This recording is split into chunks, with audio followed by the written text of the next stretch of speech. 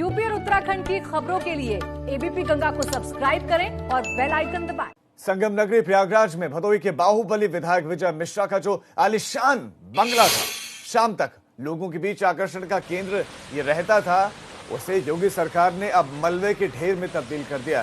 शहर के अल्लाहपुर इलाके में स्थित विधायक विजय मिश्र की आलिशान इमारत को ध्वस्त करने की कार्रवाई देर रात तक जारी रही। 4 सरकारी बुलडोजरों ने रात करीब 2 बजे तक इसे जमींदोज किए जाने की कोशिश की।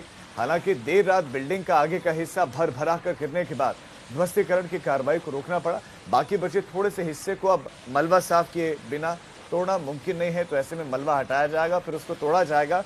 तो सिर्फ ये इमारतें नहीं तोड़ी जा रही, अवैध इमारतें नहीं तोड़ी जा रही, तोड़ा जा रहा है तो हौसला तोड़ा जा रहा है।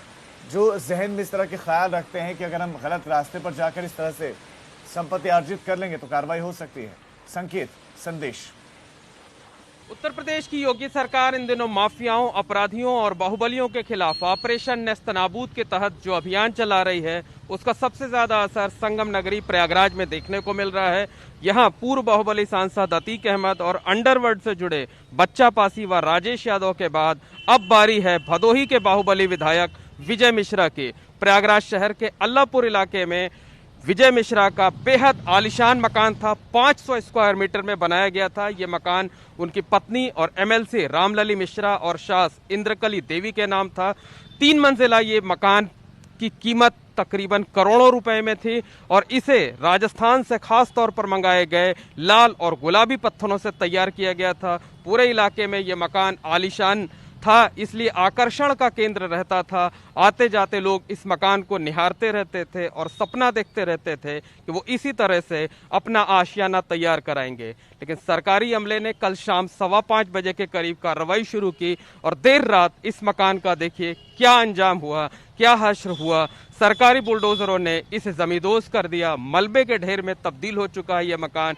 कार्रवाई अभी सुबह तक जारी रहनी थी, लेकिन आधी रात को जो आगे का हिस्सा आप देख रहे हैं, ये कार्रवाई के दौरान भरभरा कर गिर पड़ा। इसके मलबे में एक जेसीबी मशीन भी दब गई थी, जिसे बाद में बेहद मशक्कत के बाद निकाला गया। पीछे का कुछ हिस्सा जरूर बचा हुआ है, लेकिन अब लगता नहीं कि विकास प्राधिकरण जो पीछे का बचा हुआ हिस्सा है उसको गिराएगा, क्योंकि सरकारी अमले को जो संदेश देना था वो संदेश देने में कामयाब हो गया है। तो साफ तौर पर कहा जा सकता है कि ऑपरेशन नेस्तनाबूद का असर जो है, जो उसकी आंच है, भदोही के बाहुबली विधायक विजय मिश्रा तक पहुंच गई है। विजय मिश्रा के शानदार आलिशान आशियाने को गिरा दिया गया है।